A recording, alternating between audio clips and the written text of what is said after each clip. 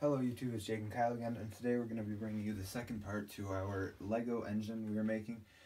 So it's a two-stroke, just simply because the four-stroke with all the cam and everything would be too complicated and it wouldn't work, and it's kind of already too complicated and doesn't work the best as of now. But so last time the main problem I had was with the shock system, or the spark system, and what I had was a big battery, but I couldn't get a high enough voltage, and I looked it up, and a spark plug is anywhere between 10,000 to 40,000 volts. So what I did is I got this volt booster, which takes this 1.5 volt battery I have and boosts the voltage up to approximately 10,000 volts. I can put more voltage in it if I want, but 1.5 works plenty for now. And so that's the only thing that's really changed since last time. So up here we have the spark, you can see. So the system for the spark I have is down here.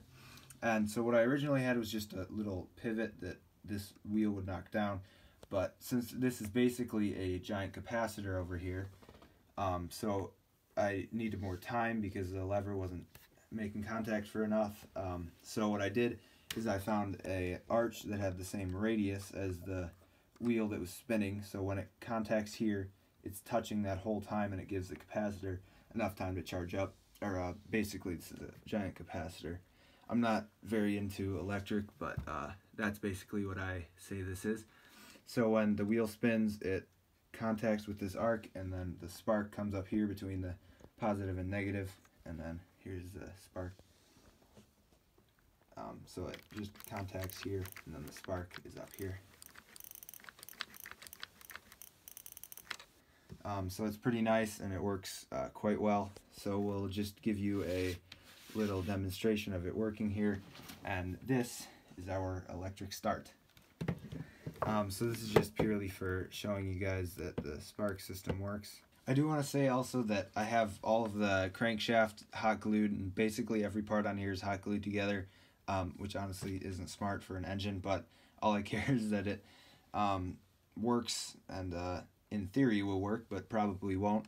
So basically I hot glued everything on the crankshaft, which I believe I have a video of. So I've kind of taken the engine apart after all of this time working on the spark system, and I've noticed all the stupid flaws I made before. So what I've done on every possible point of error, which is still probably a possible point of error, but I've put hot glue and super glue on all the joints where parts could break, especially on the connecting arm there, if you can see that. And then for compression rings, or whatever you want to call, I've put hot glue in the gap there. I don't know if it'll focus here, but that's going to be the compression ring. So I don't know if it will have any compression, but that'll help. But everything on the crankshaft should be good now. And the whole head gasket is clear and hot glued, so if we do ever try and test it, you can see, which hopefully we can do. But for my soldering, because I don't know soldering too well, and I just didn't want to bring the soldering gun up here, I did all hot glue, which it's not bad. It's still insulation, but it's not professional. But so I'll give you a running start here.